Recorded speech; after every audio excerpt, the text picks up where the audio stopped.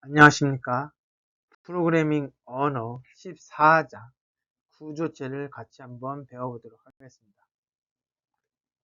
이번 시간에는 구조체 개요에 대해서 배우게 되겠습니다. 14장 구조체의 자세한 내용을 한번 보도록 하겠습니다. 이번 시간에는 구조체의 개요에 대해서 배우게 될 것이고요. 2절은 구조체 배열과 포인터라고 되어 있습니다. 자, 여기 배열, 뒤에 배열이 있고 앞에 구조체가 있죠. 자, 요거 비슷한 게 뭐 있었습니까? 포인터 배열이 있었습니다. 포인터 배열. 자, 같은 거예요. 즉 뭐냐면 배열인데, 배열이라고 하는 것은 같은 자료형이 여러 개 있는 것이 이제 배열이거든요. 요 안에 구조체가 들어있는 것을 구조체 배열, 그 다음에 포인터가 들어있는 것을 포인터 배열입니다. 우리가 이거하고 이제 구별하는 것이 배열 포인터, 그 다음에 또 뭐가 있었습니까? 예, 이중 포인터, 그 다음에 함수 포인터 뭐 이런 것들이 있었죠. 얘네들은 포인터인데 배열을 가리키냐, 포인터를 가리키냐, 함수를 가리키냐. 그래서 요거와는 전혀 다른 거다. 그렇게 구분해서 이해하시면 이 용어에 대한 혼돈이 좀 줄어들 것이라고 생각이 되어지고, 여기서 이제 포인터라는 말 있죠. 그러니까 이 구조체도 누군가가 구조체를 가리킬 수 있죠. 그래서 이제 포인터에 대해서 배우게 될 거고요. 3절은 구조체에서 구조체가 함수에서 어떻게 사용되어지는지를 설명을 하고요.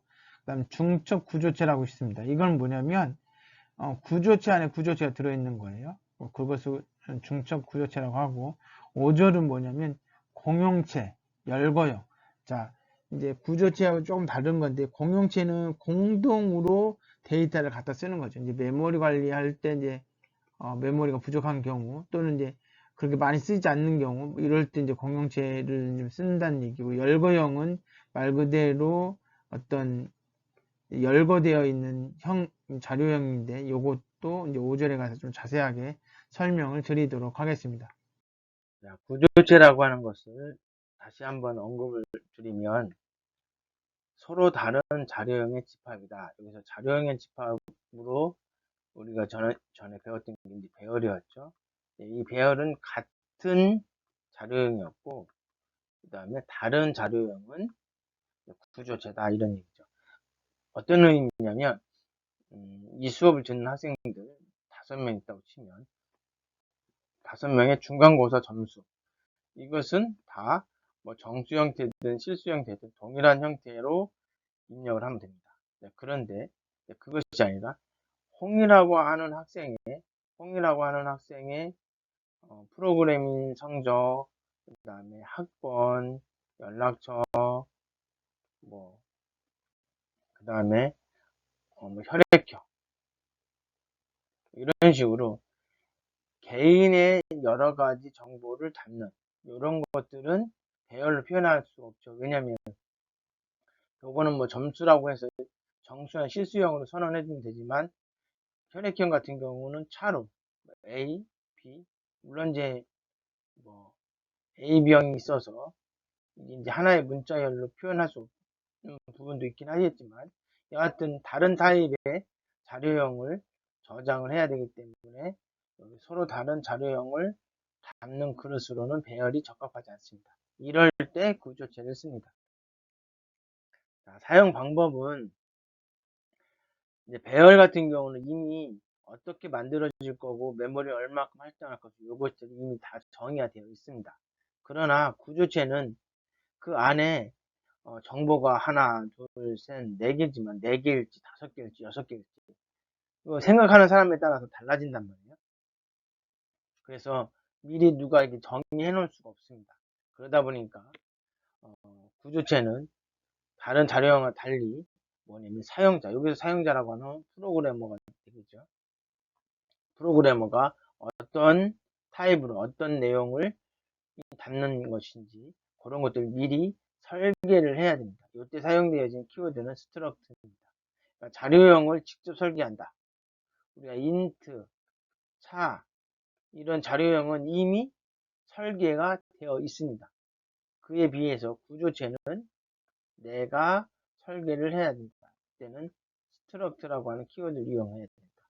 자, 그 얘기가 이 얘기입니다. 그래서 형태를 미리 선언을 한다. 그래서 이걸 구조체 선언 또는 구조체 정의라고 합니다. 자, 구조체는 이름을 뭘로 할 거고 그 안에 몇 개의 멤버라고 하는데 몇 개의 멤버를 넣을 것인지를 정의해 주는 거죠. 그래서 여기 이제 정의하는 것이 요거하고 관련성이 있습니다. 그 다음에 요 구조체 정의를 하고 나서 뭐라면 구조체로 만들어진 변수 선언을 합니다. 여기서 int a라고 선언하는 것처럼 여기서는 뭐 예를 들면 학생이니까 student 뭐 a 이런 식으로 선언을 해주는 거죠. 물론 여기서 초기화했던 것처럼 여기도 초기화할 수도 있습니다. 배열은 같은 자료형의 항목을 처리할 때 효과적이지만 서로 다른 거일 때는 할 수가 없기 때문에 구조체를 사용한다. 이런 얘기입니다. 자, 구조체 선언에 대해서 한번 배워보도록 하겠습니다. 어떤 책에서는 구조체 정의라고도 표현하고 그리고 나중에 배우면 구조체 변수 선언이라는 말이 있습니다. 이거랑 좀 헷갈리기 때문에 정의라고 많이 표현하는데 자, 이걸 구분하셔야 돼요. 구조체 선언이라고 하는 것은 컴파일러에게 설계도를 제출하는 겁니다. 그래서 구조체 선언이란 구조체 형틀, 모양을 만드는 작업으로 스트럭트라고 하는 명령어를 사용해서 구조체를 선언한다. 즉 컴파일러에게 나는 앞으로 이런 구조체를 만들 거다라고 통보해 줍니다. 얘가 이제 알고 있다가 변수를 선언할 때 그거에 맞게 변수를 만들어 준다는 뜻입니다. 여기 구조를 보면 스트럭트라고 하는 키워드가 있고 여기 스코어라고 하는 이게 구조체 이름입니다. 구조체 이름이고 또 이거를 태그라는 표현을 씁니다. 태그 같은 의미예요. 그리고 그 안에는 여러 개의 멤버를 가지고 있습니다. 그래서 얘네들을 구조체 멤버라고 얘기합니다.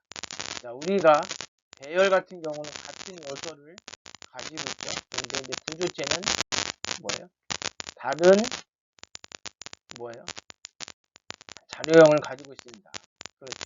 크기도 다르고 뭐 어떤 거는 정수, 어떤 거 실수 뭐 이런 식으로.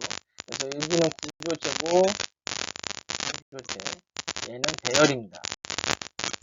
자, 근데 이게 이제 변수 선언할 때 그때도 메모리에 공간이 잡아져 있습니다. 선언을 하는 것은 이것이 얼마의 크기로 할당이 되는지를 컴파일러가 계산하고 있어야 돼요. 그랬다가 변수가 선언될 때 그거에 맞게 만들어집니다. 자, 우리가 이제 요거를 변수 선언하고 구분하기 위해서는 int a 뭐 여기는 뭐 int ab 뭐 이렇게 또는 뭐 플롯 f 이런 식으로 했을 때 앞에 있는 요 자료형의 이름 있잖아요. 요게 여기서는 스코어하고 동일한 개념입니다. 여러분 그렇게 이해를 하시면 되고 만약에 이제 이것은 이제 구조체 선언인데 뒤에 가면 이제 구조체 변수 선언이 있습니다. 변수 선언 이거는 하나로 붙어 있다고 생각하시면 돼요. 이건 같은 하나로 봐야 돼요. 구조체냐 구조체 변수냐. 구조체 변수라고 할 때는 어떻게 써요? 스코어라고 하는 구조체 이름을 가지고 s라고 하는 변수를 선언해 주는 거예요. 그럼 여기서 스코어가 결국 인트랑 같은 개념인 거죠. 물론 선언할 때 이 앞에 스트럭트를 붙입니다. 이걸 붙이는 이유는 이 뒤에 있는 이 스코어가 구조체라고 하는 것을 알려주기 위해서입니다. 그리고 여기서 보니까 구조체 선언 끝에 뭐가 있어요? 세미콜론이 있습니다. 세미콜론. 요거 꼭 기억을 해주시길 바랍니다. 자, 구조체 요소라고 되어 있습니다. 구조체 변수를 선언함으로써 구조체를 선언한 멤버의 자료형 속성대로 사용할 수 있다. 그러니까 변수를 선언해야 그때부터 구조체 안에 있는 멤버를 사용할 수 있다는 얘기고요. 그 다음에 구조체 변수를 선언하는 것은 그때야말로 해당 구조체가 메모리상에서 할당을 받는다 이런 얘기고요. 구조체 정의는 어디에서 하냐면 형틀이잖아요. 설계도잖아요. 메인 함수 바깥에서 선언을 해줘야 됩니다. 그래야 변수를 어느 함수에서든지 선언해 줄 수가 있어요. 그렇지 않으면 말 그대로 구조체 변수를 사용하는 범위가 좁아지는 문제가 생기기 때문에 구조체 선언 즉 자료형을 만드는 것은 메인 함수 바깥에 전역 변수 쓰듯이 메인 함수 바깥에서 정의를 하고, 그리고 실질적으로 쓸 때는 메인 함수 안에서 구조체 지역 변수처럼 선언해서 쓰면 됩니다. 용어를 보시면 구조체라고 하는 것은 아까도 이야기했듯이 형틀입니다. 즉 설계도란 얘기죠. 이 구조체에 멤버가 뭐가 있고 그 멤버에 차지하는 바이트 수, 공간이 얼마큼 있는지를 미리 이제 컴파일러한테 알려줘야 되죠. 그래서 컴파일러가 이제 기억하고 있다가 변수를 선언한 순간 메모리상에 그만큼의 크기로 할당을 하게 됩니다. 그 다음에 구조체 이름이라고 돼 있기도 하고 이제 태그라고도 하는데 구조체 설계도의 이름을 얘기하는 겁니다. 요게 결국은 자료형에서는 인트와 같은 역할을 하는 거죠. 자료형의 이름이다 이렇게 생각하시면 됩니다. 자, 그 다음에 멤버라고 하는 것은 구조체 변수 안에 있는 내부 요소를 얘기하는 거죠. 그래서 뭐 학번, 국어, 영어, 수학 성적 뭐 이런 것들. 자, 그 다음 구조체가 사용할 수 있는 연산자는 여기 마침표와 AND, 대인 연산자 등호, 그 다음에 크기를 물어본 사이즈 오브, 그 다음에 함수에서 매개변수나 반환값으로 사용되어집니다. 자, 구조체 초기화라고 되어 있는데, 자, 기본적으로 구조체는 먼저 정의를 하고 설계도를 제시를 해주는 거죠. 설계도를 제시해주고 그 다음에 변수를 선언합니다. 근데 이 변수를 선언할 때 초기화도 가능하다. 우리가 int a라고 선언해줘도 되지만 int b는 10이다 이렇게 선언과 함께 초기화를 할 수 있잖아요. 똑같은 얘기죠. 자, 이제 배열에서 초기화할 때는 이 중괄호를 사용했잖아요. 그래서 구조체도 중괄호를 이용해서 선언하면 된다. 자, 여기 보시면 지금 요거는 스코어라고 하는 이게 뭐냐면 구조체 이름이에요. 구조체 이름. 뭐 태그라고도 하고. 구조체 이름이 요거는 뭐예요? 구조체 변수 이름입니다. 변수 이름. 자, 그래서 이건 지금 뭐 해준 거예요? 구조체 변수를 선언해 줬어요. 구조체 변수 선언. 그러면 선언하기 전에 뭘 해야 된다고 했어요? 구조체를 정의해야 된다. 이 메인 바깥에서 스트럭트, 스코어 이런 식으로 이렇게 설계도를 제시하고 이게 이제 구조체 정의죠. 구조체 정의 또는 선언. 이게 이미 전제됐다라고 하고 메인 함수에서 변수를 선언해주고 선언과 함께 초기화를 해주는 겁니다. 초기화. 여기 중괄호로 해준 거고 여기 지금 세미콜론이 빠졌네요. 세미콜론 넣어주셔야 되고요. 그래서 선언과 함께 동시에 초기화도 가능하다. 자, 구조체 변수 선언. 아까도 얘기했던 건데 구조체를 선언하고 이게 정의한다는 얘기죠. 헷갈릴 것 같아서 계속 이렇게 말씀드리는 겁니다. 뭐 제가 처음에 책을 볼 때 구조체 선언과 정의와 혼돈해서 쓰더라고요. 그래서 여러분들이 어떤 걸 써도 똑같은 거다라고 이해를 하시면 돼요. 구조체를 정의하고 설계도를 제시한다는 얘기죠. 설계도를 제시하고 그리고 나서 구조체 변수를 선언한다. 그렇죠? 일반 자료형 인트라든지 이런 것들은 뭐예요? 설계도를 누가 컴파일러가 이미 알고 있어요. 컴파일러가 이미 라이브러리에서 다 제공하고 있습니다. 그래서 따로 안 한 것뿐이에요. 요거를 스킵한 거 생략한 거예요. 그러나 구조체는 어떻게 만들어질지 모르니까 프로그래머가 만들어 줘야 되는 거고 요것만 차이가 있고요. 그 다음에 변수 선언하는 것은 말 그대로 정수형 변수를 선언해 준다. 요거랑 요거랑 같은 개념이다 이렇게 생각하시면 된다고 있습니다. 자, 구조체 변수 선언해 주면 그 안에 있는 속성들 다 사용할 수 있다라는 얘기고 자, 구조체 변수 선언하는 방법은 아까도 이야기했던 것처럼 자, 원래 이제 int a 이렇게 선언해 주잖아요. 그러니까 이게 변수고 변수명 이것도 변수명이 뭐예요? 이거예요. 이게 뭐라고? 구조체 변수명입니다. 변수명. 그다음 여기 int라고 하는 게 바로 뭐예요? 여기 스코어입니다. 여기 정수형이란 뜻이죠. 이게 구조체란 뜻이죠. 구조체. 그래서 구조체 이름이 되는 겁니다. 이름. 그리고 이 앞에 있는 건 뭐냐? 이 스코어가 아무 언급 없이 딱 나오면 얘가 무슨 의미인지를 모르니까 얘를 설명해 주는 거예요. 설명해 주는 거예요. 아, 이거는 구조체다라고 하는 것을 알려주기 위해서 써준 거예요. 여기서는 안 해줬죠. 왜? 이미 컴파일러가 얘가 인트가 뭐예요? 정수형이라고 하는 것을 알고 있으니까 안 알려준 거예요. 이렇게 설명하는 애가 없는 거예요. 그러나 구조체는 설명하는 애가 있어야 됩니다. 자, 이렇게 해서 선언을 해주면 그 구조체 설계도를 보고 컴파일러가 메모리에 이렇게 할당을 해줍니다. S1이라고 하는 공간을 할당을 해줬어요. 그리고 맨 앞에 뭐 멤버별로 할당을 해주는 거죠. 정수형이 4바이트, 여기는 10바이트, 여기는 4바이트, 4바이트, 4바이트. 요거는 뭘로 선언되어 있는지 모르겠지만 뭐 플로트로 선언되어 있다고 하면 4바이트가 되는 거죠. 그래서 약 뭐예요? 30바이트를 한 번에 선언할 때 이렇게 공간을 잡아주는 거죠. 아, 죄송합니다. 여기 더블이었네요. 그러니까 8바이트였네요. 4바이트가 아니고. 자, 구조체 변수 선언 해가지고 아까 이야기했던 것처럼 구조체를 먼저 선언하고 정의하고 그 다음에 변수를 따로 선언해줘야 된다.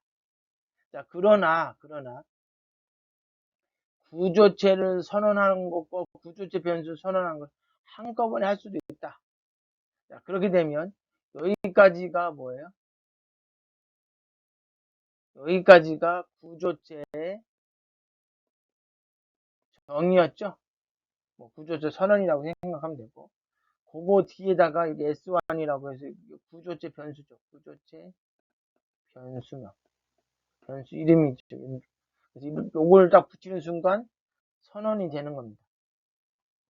자, 이렇게 하게 되면 무슨 문제가 생기죠? 그렇죠. 이게 이제 메인 함수 안에 들어가면 이 구조체는 다른 함수에서는 쓸 수가 없는 거죠.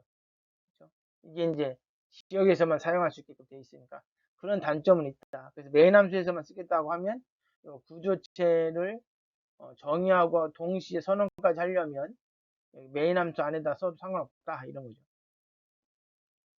자, 만약에 이렇게 안 하고 따로따로 하겠다. 그럴 때는 아까 말씀드렸던 것처럼 메인 함수 바깥에서 정의하고 메인 함수 안에서 선언해 주는 것이 이게 일반적인 거다.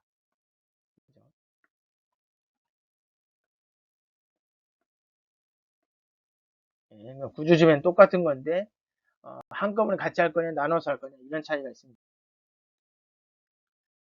구조체 멤버 연산자에 대해서 배워보도록 하겠습니다. 자, 결국 구조체를 정의하고 구조체 변수를 선언하는 이유는 구조체 변수를 사용하기 위해서입니다. 사용한다는 얘기는 결국 해당 변수의 값을 넣거나 수정하거나 변경해야 된다는 얘기죠. 자, 결국은 구조체 변수라고 하는 것은 여러 개의 멤버로 구성이 되어 있습니다. 이 멤버의 타입이 다르기 때문에 배열과 차별화가 되어 있습니다. 여하튼 배열은 첨자를 이용해서 해당 요소에 접근을 하지만 구조체 변수는 타입이 다르고 이름이 다르기 때문에 어떻게 하냐면 여기 멤버 연산자라고 하는 점을 이용해서 접근을 하게 됩니다. 자, 지금 여기 보면 S1이라고 하는 구조체 변수가 있습니다. 그거에 멤버인 SNO라고 하는 곳에 정수값을 입력을 했습니다. 대입을 한 거죠. 자, 두 번째 S1.name 이라고 하는 문자 배열을 그러니까 문자를 담는 공간이 있습니다. 이 공간은 어떻게 값을 넣냐면 직접 이런 형태로 넣을 수가 없습니다. 자, 그래서 사용하는 방법은 이렇게 스트링 카피라고 하는 함수를 이용해서 원하는 문자열을 이렇게 복사를 해야 됩니다. 자, 이거에 대해서 추가적으로 설명을 드리자면 문자열을 표현한 방법은 두 가지 방법이 있습니다. 포인터를 이용하는 방법과 문자 배열을 이용하는 방법이 있습니다. 자, 어떤 걸로 하든지 간에 결과는 동일하게 출력이 되는 것을 알 수 있습니다.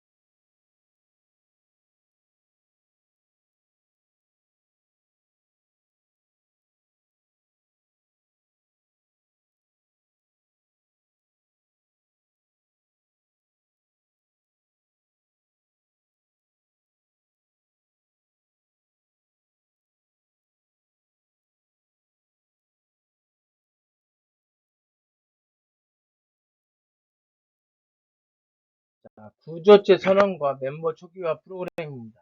자, 여기 보시면 한 명의 학번과 성명과 점수를 입력을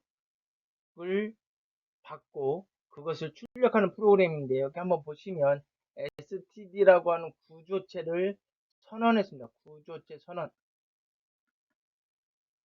내지는 구조체 정의라고 되어 있죠. 멤버는 이런 것을 가지겠다라고 했고, 자, 구조체 끝날 때 세미콜론 해줬고요. 그 다음에 구조체 선언만 해주면 안 쓴다는 얘기죠. 그러고 나서 뭘 해줘야 돼요? 구조체 변수 선언. 이제부터 쓰는 겁니다. 메모리에 이제 변수를 할당하겠다는 얘기죠. 변수는 s고, 그 구조체 이름, 이게 자료형의 이름은 std고, 얘는 수식어예요. 그냥 알려주는 거고요. 자, 우리가 int a라고 이렇게 하면 이게 구조체, 이게 자료형의 이름이고 이게 변수죠. 그리고 나서 a에다가 10 이렇게 넣잖아요. 초기화 하는 겁니다. 마찬가지로 멤버 3개를 각각의 학번하고 이름하고 점수를 입력합니다. 초기화 하는 거죠. 자, 그리고 나서 그 결과를 각각 멤버를 출력한 겁니다. 출력해서 결과가 이렇게 나왔습니다. 자, 다음 예제는 구조체를 선언하고 멤버를 참조해서 3명의 학번, 성명, 국어, 영어, 수학 점수를 입력받아서 평균을 산출하는 프로그램입니다. 자, 이거 한번 보도록 하겠습니다. 먼저 메인 함수 앞단에서 구조체를 선언 또는 정의를 합니다. 여기에서 멤버가 지금 6개죠. 6개 멤버를 컴파일러에다가 우리는 스튜던트라고 하는 구조체를 사용할 것입니다. 라고 알려줍니다. 컴파일러는 일단 알고 있는 상태에서 메인 함수에서 해당 변수를 선언을 해주는 순간 메모리에 s라고 하는 변수를 할당을 해주고 각각의 멤버들의 값을 저장할 공간, 그래서 총 길이를 계산해서 확보를 해줍니다. 자, 그리고 나서 이제 반복이나 이런 걸 위한 변수를 선언해 주시고, 그 다음에 맨 앞줄을 출력을 이렇게 해주게 되어 있습니다. 그리고 포문을 통해서 3번 반복하도록 되어 있습니다. 그죠? 그래서 한 번, 2번, 3번의 반복문이 수행이 되어지고요. 한 번 반복할 때마다 학번과 성명, 국어, 영어, 수학의 점수를 입력을 받습니다. 여기까지는 입력받는 거고요. 그 다음에 이 3개의 값을 평균을 구해서 그 값을 여기 avg에다가 넣고 그 값을 출력하는 printf문을 통해서 출력하는 프로그램입니다. 뒤에 구체적으로 입력받는 방법, 출력하는 부분에 대해서 언급하도록 하겠습니다.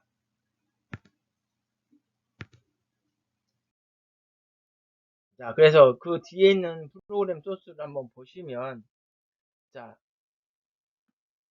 먼저 각각의 학생에 대해서, 이게 반복문 수행하니까 각각 학생에 대해서 학번을 입력받고요.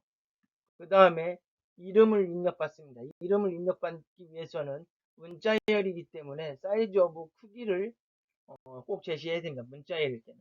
정수형이나 이런 것들 크기가 이미 결정이 됐기 때문에 입력하지 않더라도 문제없이 돌아가지만 문자열인 경우는 크기가 정해지지 않았기 때문에 꼭 써주셔야 되고요. 자, 항상 프린트, 그다음에 스캔, 프린트 스캔, 안내문을 꼭 제시해 준 거죠. 그래야지 프로그램을 사용하는 사람들이 어떤 것을 입력해야 될지 알 수가 있습니다. 그리고 3개의 값을 입력받아서 합계를 구한 다음에 평균을 계산을 해서 넣어줬습니다. 첫 번째 학생이 수행이 되고 나면 다시 반복문을 이용해서 두 번째 학생을 입력받고 또 반복문을 통해서 세 번째 학생을 입력받습니다. 그래서 결국에는 이 변수에는 맨 마지막 학생의 점수값만 저장이 되고 그 전에 있던 값들은 출력하고 이제 끝내버리는 프로그램입니다. 구조체 변수 복사입니다. 자, 여기 지금 보시면 구조체를 설계를 했습니다. 구조체를 설계를 했고 구조체 변수를 선언을 해줬습니다. 자, 이게 선언과 함께 초기화를 해줬죠. 그리고 나서 P1을 P2에다 대입을 했습니다. 자, 그래서 결과를 한번 출력을 해보면, 자, 처음에는 여기 홍길동 남자 23 이렇게 되고, 그 다음에 여기는 김가을 여자 20세 이렇게 나와야 되는데, 자, 복사를 했기 때문에 결과는 동일한 결과를 넣습니다.